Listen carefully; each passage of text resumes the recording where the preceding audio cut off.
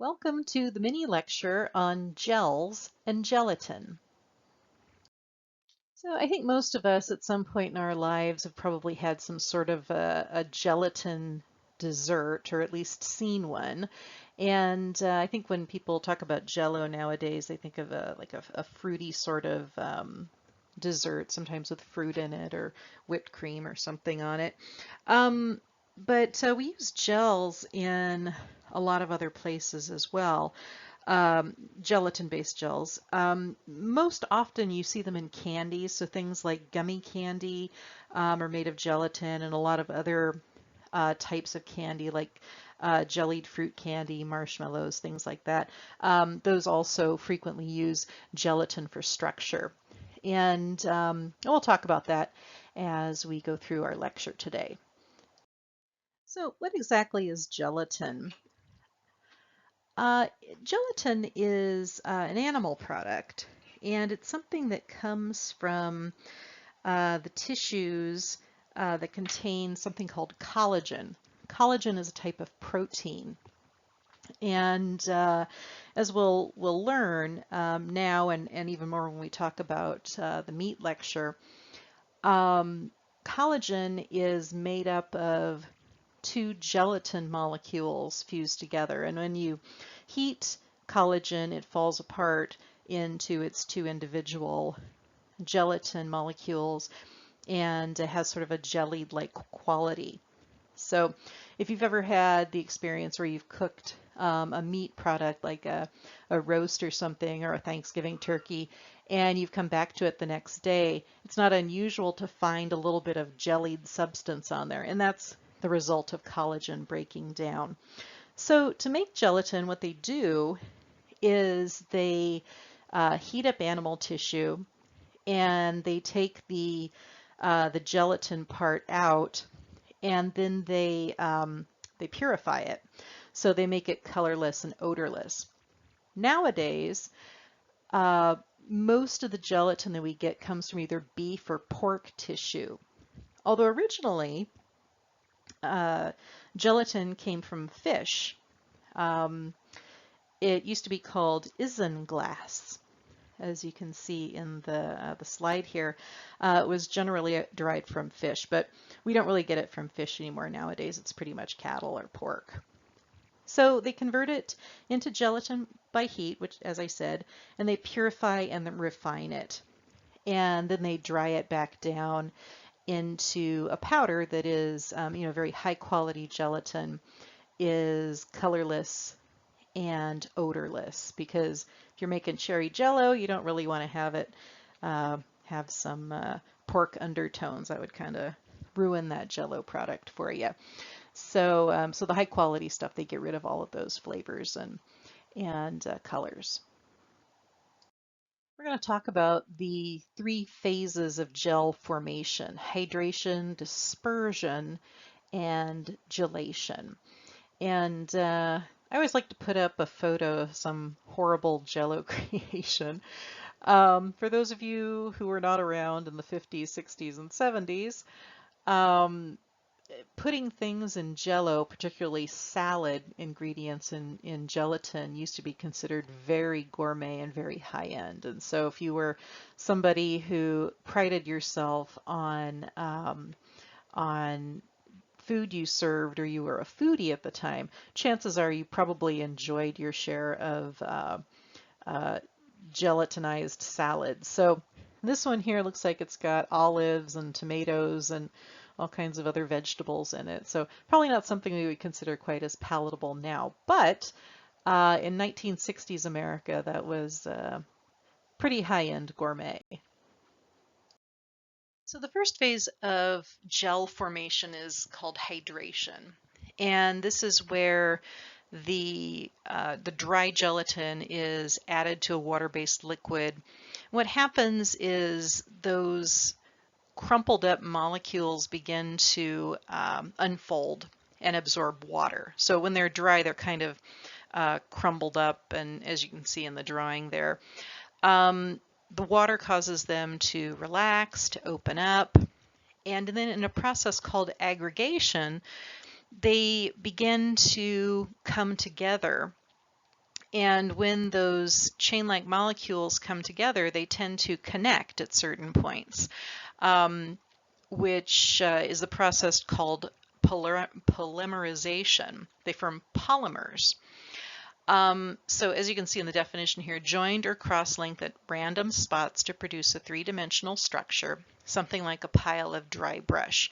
So when you have a high enough concentration of gelatin in water, what happens is all of these chains come together and they sort of form a big ball of cross-linked polymers.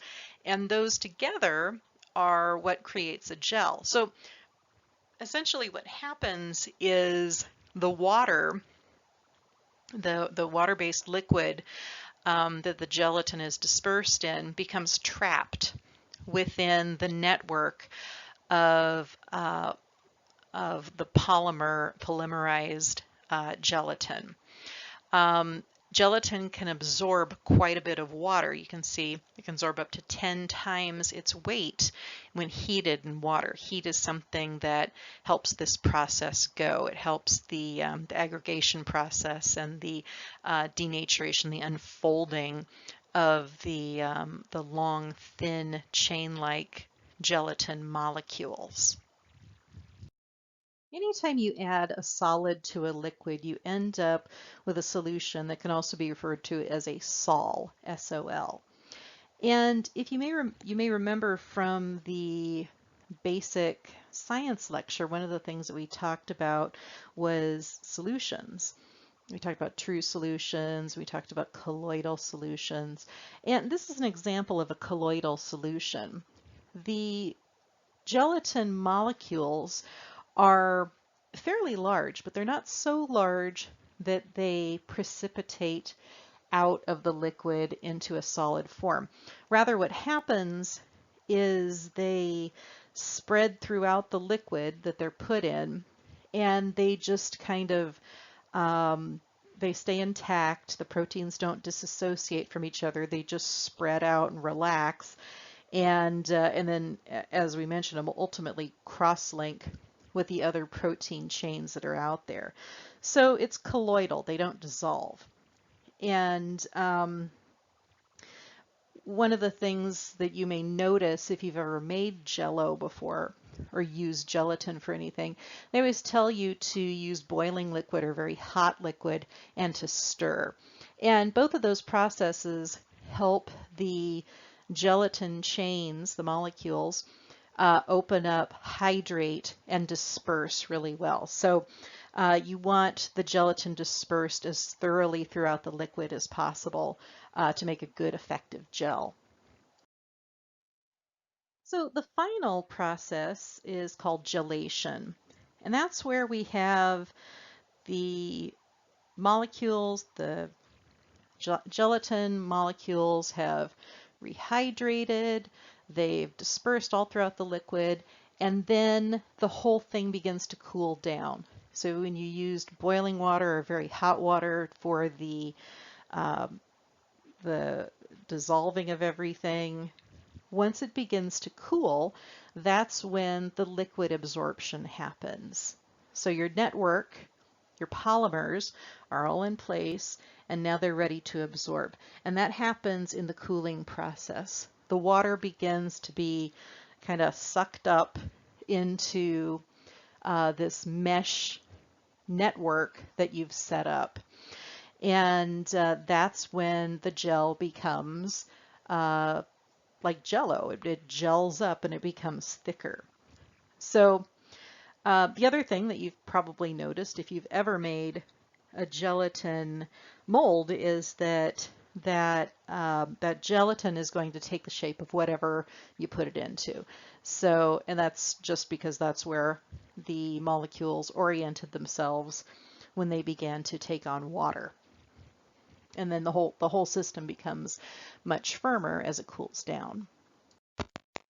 There are a few things that will affect the gelation process. First of all is sugar concentration. So if you have a lot of sugar in your gelatin mix, it's going to interfere with how firm the the gelatin itself is going to be. So a lot of sugar generally means you've got a weaker gel. Less sugar means you have a stronger gel. Enzymes can cause gel to not set up at all. Particularly proteolytic enzymes.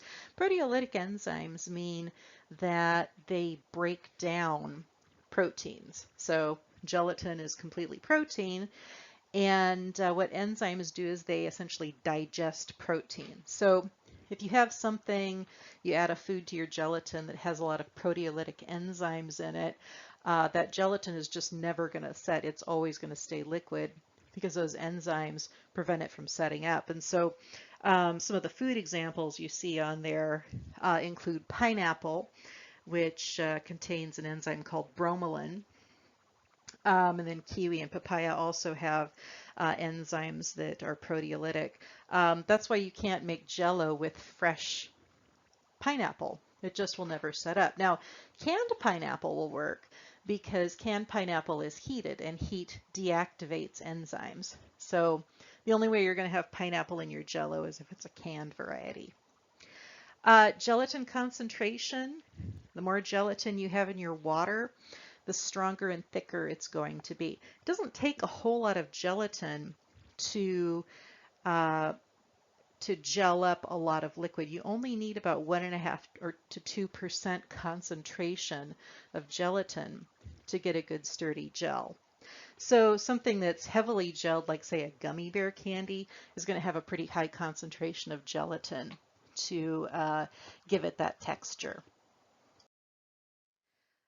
Temperature can have some effects on gelation. If you cool too rapidly, a lot of times your gel is not going to be as strong as it would be if you had taken your time. So if you've ever made Jell-O and you've added like a bunch of ice to it rather than just let it cool naturally, it interferes with the gelation process to cool too rapidly. So it might be a little bit more tender. But you know, if that's what you're looking for, then that would be fine. Overheating is another factor. If you've ever eaten Jell-O that has had a chance to warm up, it becomes much more liquid. So it needs that cool temperature to maintain its texture. Salt. Salt is something that causes a gel to be much more firm, much tougher. So that's not so much a concern now.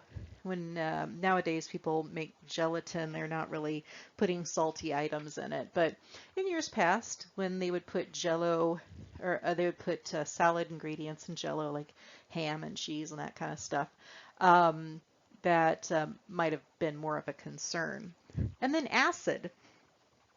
Acid is something that, like the enzymes,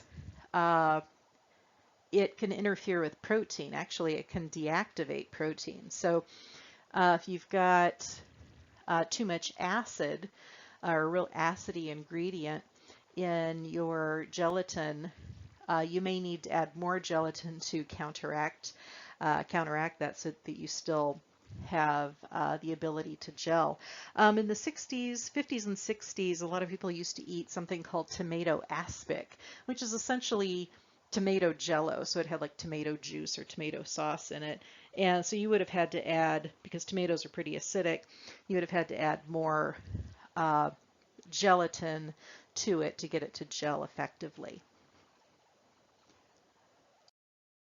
So finally, we have to talk about gel degradation, or the final process. We talked about the 3 processes that it goes through to become a gel. And the final process is when it all falls apart. And this is a process called syneresis. What happens when a gel has been a gelatin-based gel has been around for a while is that over time those mesh polymers, those networks, begin to associate even more closely together. They begin to pull in toward each other. And eventually what that means is that the water that's entrapped within the meshes is forced out. So if you've ever had Jell-O in the refrigerator, and it's been sitting there for a few days, and you go back to it and you open it up and you find there's a little puddle of water on top. Well, that's what's happened to it. The water didn't get in there. The water was already there. It's just been forced out. So, you know, gelatin that has done that is perfectly safe to eat. You just pour the water off. But to prevent that from happening altogether, it's generally best to eat gelatins soon after they're made so that they don't do that. So, and I had to include a picture of the famous Jello wall that was built at the Seattle Center in 2012. Seattle Center, if you've ever been there, is of course where the Space Needle is located. And a group decided to put together a brick wall that was made out of Jello bricks. So I thought that looked pretty fun and multicolored, although I suppose after a few days and after some syneresis happened, it probably wasn't quite as pretty as it is in that picture.